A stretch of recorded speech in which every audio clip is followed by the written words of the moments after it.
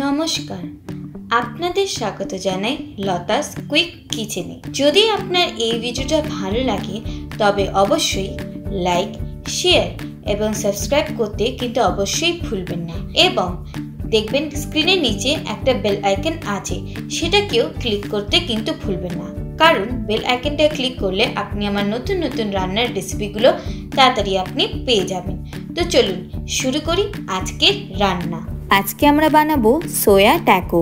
সোয়া taco বানানোর জন্য সবার প্রথমে আমি ময়দার ডো রেডি করে নিয়েছি, আর সেটা দিয়ে আমি দুটো রুটি বানিয়ে নিয়েছি, ময়দার রুটি, ঠিক এরমভাবে। এরপর সয়াবিনের টিক্কিটা বানানোর জন্য সবার প্রথমে আমি সয়াবিনটাকে নুন হলুদ দিয়ে ভালোভাবে ভেজে এটা ঠান্ডা হলে আমি মিক্সিতে এরমভাবে গ্রেন্ড করে নিয়েছি।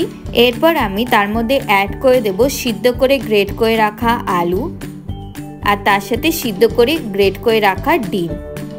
এবার আমি দিলাম তাতে শেজওয়ান সস, দিচ্ছি চিলি ফ্লেক্স, দিচ্ছি গোলমরিচের গুঁড়ো, দিচ্ছি স্বাদ মতো নুন, আর দিচ্ছি আদা রসুনের পেস্ট, আর তার সাথে দিচ্ছি আমি বেসন আর সামান্য একটু চালের গুঁড়ো বা কর্নফ্লাওয়ার দিয়ে ভালোভাবে এটাকে মেখে নেব। এবার তার সাথে আমি অ্যাড করে দিচ্ছি এখানে ব্রেড ক্রাম্বসটা অ্যাড করে ভালোভাবে মেখে নিয়ে ঠিক এরমভাবে টিক্কির শেপে আমরা রেডি করে নেব। এবার সয়াবিনের সবকটা টিক্কি রেডি হয়ে গেলে এটাকে আমরা ভালোভাবে ফ্রাই করে ভেজে তুলে নেব। মনে রাখবেন একদম গোল্ডেন ফ্রাই করে ভেজে তুলে নিতে হবে, ঠিক এরমভাবে। দেখছেন আমার সয়াবিনের টিক্কি রেডি। এবার আমি যে ময়দার রুটিটা বানিয়ে রেখেছিলাম তার মধ্যে সবার প্রথমে আমি মেয়োনিজ লাগিয়ে নিলাম, আর তার সাথে আমি দিয়ে দিচ্ছি শেজওয়ান সস। আর এবারে আমি সয়াবিনের যে টিক্কিটা বানিয়ে রেখেছিলাম সেই টিক্কিটা আমি দিলাম, দিয়ে ঠিক এরমভাবে আমরা ফোল্ড করে দেব।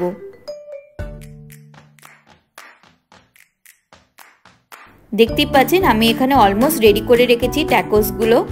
আর এবারে আমরা এটাকে সাদা তেলে শ্যালো ফ্রাই করে ভেজে তুলে নেব। মনে রাখবেন ট্যাকোসটা ফ্রাই করার সময় একদম মিডিয়াম টু লো ফ্লেমে ফ্রাই করবেন, তাতে এটা ক্রিস্পি হবে। তৈরি আমাদের সোয়া ট্যাকো। এটা খেতে অসাধারণ লাগে, আপনারা অবশ্যই ট্রাই করবেন। আর এরকম আরও রেসিপি দেখতে হলে অবশ্যই আমার চ্যানেলকে লাইক, শেয়ার এবং সাবস্ক্রাইব করতে ভুলবেন না। ধন্যবাদ।